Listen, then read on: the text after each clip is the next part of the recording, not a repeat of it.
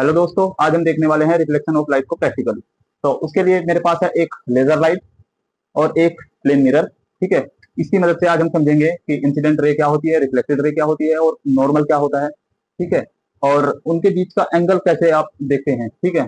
आज हम इन सब चीजों को प्रैक्टिकली देखेंगे। तो उसके लिए चलिए रूम में थोड़ा अंधेरा कर लेते हैं, जिससे इस लेजर लाइट का बीम आपको अच्छे से दिखाई दे पाए। ठीक है। चलिए देखते हैं। मैंने रूम में अंधेरा कर लिया है और मैंने कुछ धूप बत्ती लगा दी है, जिससे कि आपको इस लेजर लाइट का पाथ अच्छे से दिखाई दे सके। तो चलिए देखते हैं।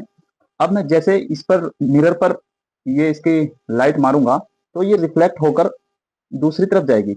ये जो बीम है इसको हम बोलते हैं इंसिडेंट रे, और ये जो रिफ्लेक्ट होकर गई है इसको हम बोलते हैं रिफ्लेक्टेड रे, यानी परावर्तित किरण।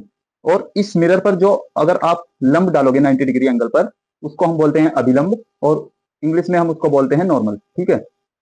नॉर्मल से जो इंसिडेंट रे का एंगल होगा उसको हम बोलते हैं इंसिडेंट एंगल, और जो हम अगर इस अभिलंब से, इस नॉर्मल से इस रिफ्लेक्टेड रे का एंगल देखते हैं, इसको हम बोलते हैं रिफ्लेक्शन एंगल।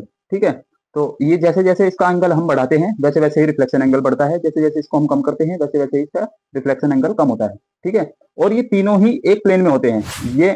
ये जो रे है, इंसिडेंट रे, और ये रिफ्लेक्टेड रे, और ये जो हम नॉर्मल इस पर एज्यूम कर रहे हैं, ये तीनों एक प्लेन प्लेन में होते हैं। ठीक है।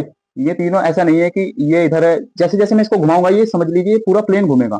ठीक है। ये पूरा प्लेन घूम रहा है एक, क्योंकि इसमें नॉर्मल, इंसिडेंट रे और रिफ्लेक्टेड रे तीनों ये एक ही प्लेन में होती हैं।